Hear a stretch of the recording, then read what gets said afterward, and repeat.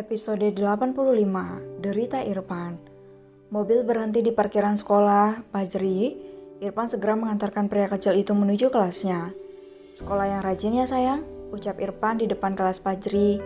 Iya ayah, Aji akan rajin belajar biar bisa sehebat ayah dan sepintar bunda, ucap Fajri bangga.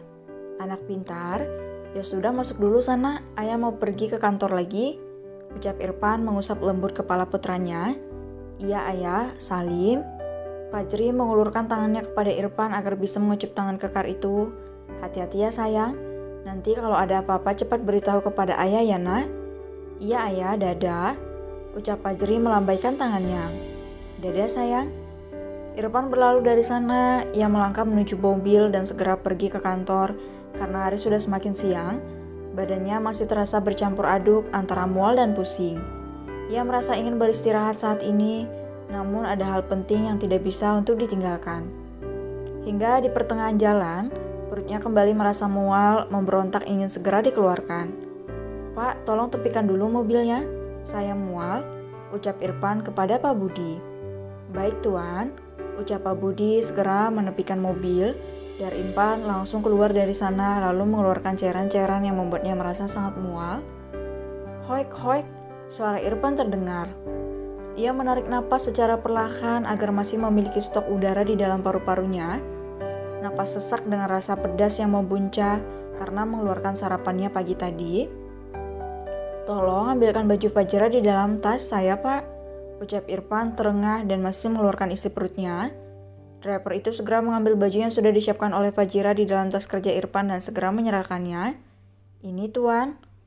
Apa ada lagi yang bisa saya bantu? Air minum, lirik Irfan.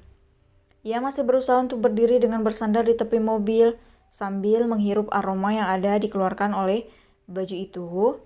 Sayang, aku butuh kamu, bol banget ini. Batin Irfan yang sangat membutuhkan Fajira. Pak, parfum di dalam mobil aroma apa? Tanya Irfan terengah-engah. Maskulin tuan. Buang ganti dengan aroma mawar. Tapi kita harus pergi ke kantor terlebih dahulu karena saya sudah terlambat. Baik, tuan. Pak Budi segera membuang pewangi mobil itu dan menurunkan semua kaca mobil yang bisa dibuka. Irfan kembali masuk ke dalam mobil dan bersandar dengan lemas sambil mengendus baju Fajira. Ia menutup hidungnya agar bau yang lain tidak masuk menembus indera penciumannya.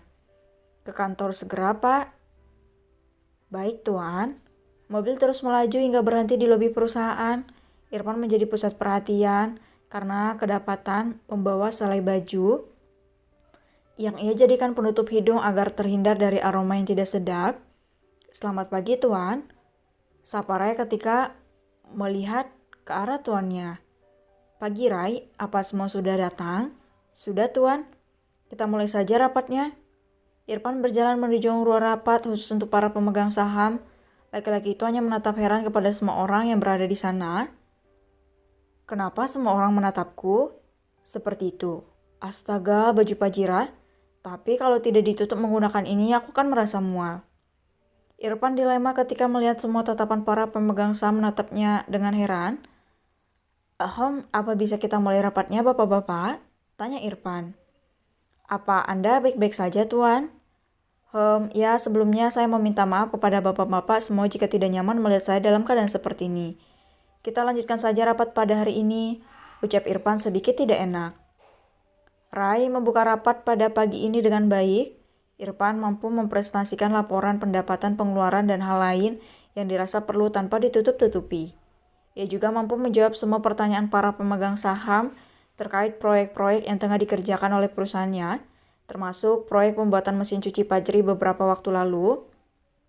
Namun Irfan hanya menjawab jika itu diproduksi dengan biaya pribadi, bukan menggunakan aset perusahaan. Saya gak terganggu dengan kain yang tuan pegang sedari tadi, ucap salah satu pemegang saham. Iya saya juga, walaupun suara tuan Irfan terdengar keras, lantang dan jelas. Baiklah, saya mohon maaf atas ketidaknyamanan bapak-bapak semua. Irfan melepaskan baju Fajira yang tengah dihirupnya.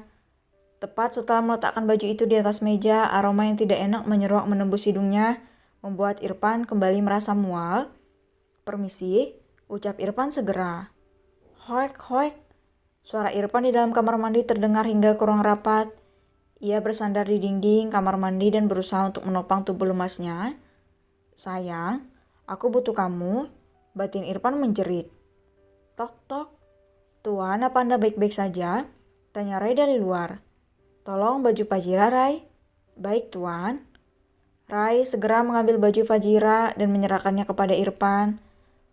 "Mohon maaf sebelumnya, istri Tuan Irfan sedang hamil muda, jadi Tuan mengalami Coupet Syndrome. Mohon pengertiannya," ucap Rai sebelum berlalu dari sana. "Tuan, ini bajunya." Irfan membuka pintu dan mengambil baju itu. Beberapa saat menghirup aroma baju itu, Irfan merasa sudah lebih baik. Ia segera keluar dari kamar mandi dan menyelesaikan rapat pada pagi hari ini. Hingga siang menjelang, rapat selesai dengan hasil yang sangat memuaskan untuk para pemegang saham karena setiap bulannya profitnya pendapatan perusahaan terus naik dan meningkat pesat. Sekian rapat kali ini, saya pribadi mohon maaf jika bapak-bapak semua merasa tidak nyaman. Mohon pengertiannya, ucap Irfan menutup rapat. Ia melangkah keluar ruang rapat dan memilih untuk segera menuju ke ruangannya dan beristirahat. "Apa kamu sudah selesai, sayang? Aku sangat membutuhkanmu." Lirik Irfan mulai terlelap di atas sofa ruangannya. Dret, dret.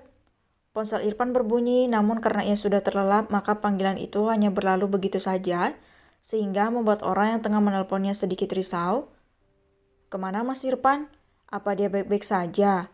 Sepertinya aku harus ke kantor. Kampus perkuliahan masih 2 jam lagi," ucap Fajira melangkah menuju parkiran mobil. "Pak, kita ke kantor Mas Irfan." "Baiknya." Mobil segera meninggalkan kampus dengan hati-hati karena membawa ibu hamil yang sangat berharga itu. "Bisa diamuk Tuan Irfan, aku kalau nyonya sampai kenapa-napa," batin Pak Sakti menjerit.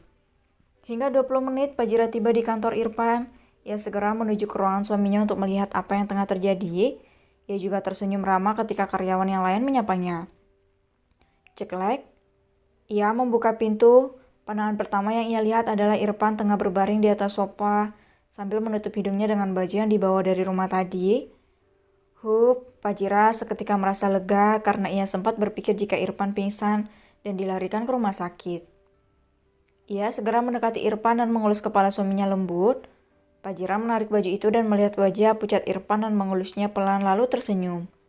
"Mas," panggilnya lembut. "Oh sayang, kapan kamu datang?" "Baru saja. Bagaimana keadaan kamu?" Aku butuh kamu sayang." Irfan bangun dari sofa dan segera menggendong Fajira menuju kamar pribadinya dan menunaikan kewajibannya sebagai seorang suami. Fajira yang memang juga menginginkannya tidak menolak sedikit pun keinginan Irfan untuk memanjakannya.